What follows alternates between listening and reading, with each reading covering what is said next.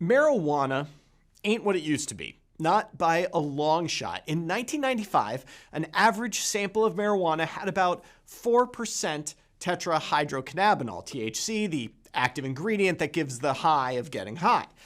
Today, that potency is approaching 20%. You gotta give it to us humans, we sure know how to breed for desirable traits. And 20% THC is what you get just from breeding cannabis to produce more of the chemical. We can get way higher. THC can be extracted from raw cannabis using butane or other solvents and purified into ultra concentrates at 70, 80, even 95% purity. These substances known as, and I'm going to sound like I really don't know what I'm talking about here because I don't, dabs, shatter, wax, and so on, can be vaporized and deliver pretty Herculean doses of THC in a short period of time. For decades, marijuana has been a relatively safe drug, at least in comparison to the other drugs, both legal and illegal, that people use recreationally. But we might be in a different era now. Should we be worried about high concentration THC?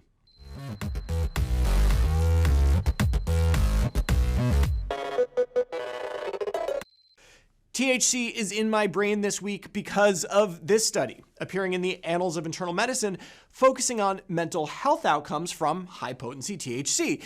Before we get into the data, let me give you a bit of relevant background. Very broadly speaking, you can divide studies of cannabis, marijuana, and THC into two categories when it comes to its effects on mental health.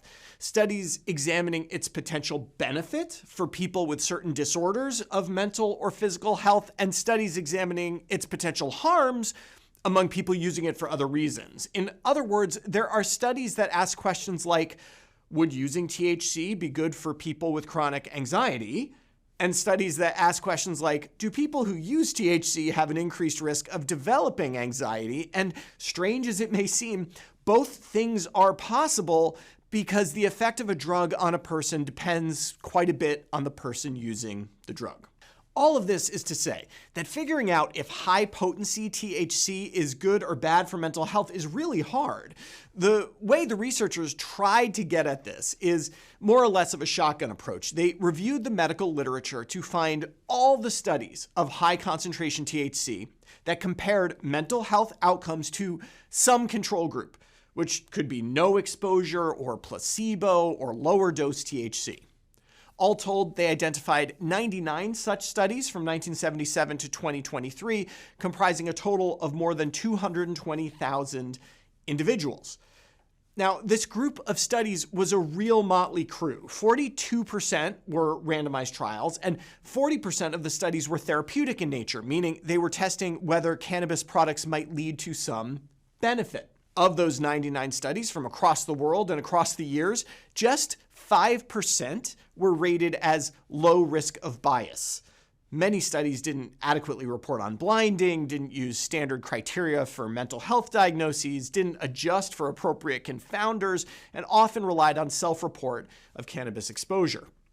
One problem I had was the author's definition of high concentration THC. They classified products as high concentration if they exceeded 10% THC, or for edibles, 5 milligrams. This seems to miss the mark a bit to me. I mean, nowadays that level is probably below average. But I suspect if they had elected to really push that number higher, they might not have had enough studies to include in the research at all, since truly high potency stuff is a relatively new phenomenon. In other words, we have some red flags here. It's great to combine a bunch of studies into one large meta-analysis, but we have to confront the garbage in, garbage out problem. The researchers, to their credit, acknowledge this limitation, even saying they can't formally combine estimates of the effect of THC on mental health because the studies are so all over the place. This isn't their fault. Chalk it up to research in the substance being woefully underfunded for 70 plus years. Now, that said, there are some interesting trends we can pick out from the data. I'm going to start with what I'm most concerned about when it comes to THC, schizophrenia and psychosis. Studies have frequently linked exposure to marijuana to a low but increased risk of schizophrenia and psychosis. There's always been some debate about this. does the drug cause schizophrenia, or are people predisposed to schizophrenia more likely to use the drug? Either way, though, it's reasonable to think that highly potent THC might make matters worse. Of the 99 studies in this meta-analysis, 38 provided data on psychosis or schizophrenia. Overall, 58% of those found a higher risk in the high THC group. 11% suggested a lower risk in the high THC group. And I can't tell you the actual magnitude of that risk since the authors don't calculate it, but the vibe, I guess, is that higher THC is bad. Now, I'll point out that virtually all of the studies that evaluated a healthy population suggested the risk of schizophrenia and psychosis was higher in the high THC group. And of the studies that had a low risk of bias, 90% suggested a higher risk in the high THC group. But remember, not all of these studies are comparing high versus low dose THC. Some are comparing high to nothing or high to placebo. Still, I think this data suggests that THC has some risk of inducing psychosis and probably that people at higher risk of psychosis should stay away.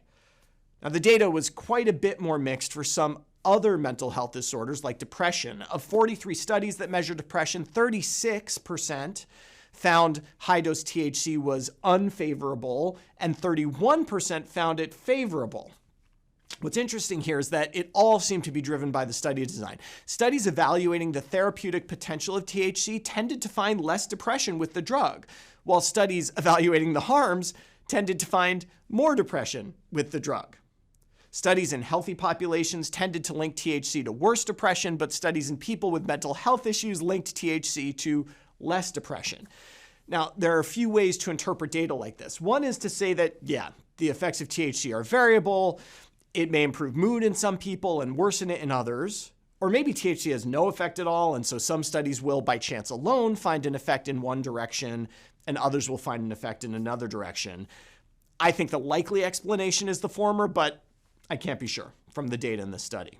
The authors looked at anxiety, similar results as depression, which is to say sort of mixed, and cannabis use disorder. Most studies say the risk is higher with higher concentration stuff, which makes sense. But overall, I'm left not feeling entirely confident that I understand the landscape of risk here. First of all, we already mentioned that the study's definition of high concentration doesn't really seem that high by modern standards. And of course, concentration isn't dose. Sure, it's easier to get a high dose from a product that has a high concentration of THC, but toxicologically, there's not much difference between eating a high concentration gummy with 10 milligrams of THC versus 2 5-milligram gummies. In times like this, when data is sparse, we need to go back to first principles. And the first principle of toxicology is that the dose makes the poison. So yes, insofar as THC has any adverse effects, I would be very surprised if they don't occur more often when higher dosages are used. The question is whether the rapidly increasing potency of THC products presents a major public health problem, and I honestly don't know the answer to that yet. For now, it seems wise to worry more about the increasing potency of drugs one can really overdose on, like fatally overdose, drugs like cocaine and opioids. And maybe we don't begrudge someone the occasional hit of shatter, whatever that is. For Medscape, I'm Perry Wilson.